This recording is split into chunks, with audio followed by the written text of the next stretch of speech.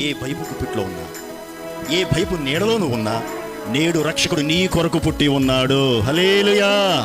ఇది ఒక సంతోషకరమైన సువర్తమానం దేవదూత తీసుకువచ్చినది. దేవుని యొద్ద నుంచి గాబ్రియేలు దేవదూత తీసుకువచ్చిన వర్తమానం ఇది. భయపడకుడి. మీ భయానికి ఈ రాత్రి ఫుల్ స్టాప్ పడును గాక. ఏ స్టాపు? ఫుల్ స్టాపా కామానా? ఫుల్ స్టాపేగా. కామాలు పెట్టవద్దు. కామాలు పెద్ద నామాలు అయిపోతే వద్దు, మనకు వద్దు అవన్నీ. సరేనా? మనకేం కావాలి?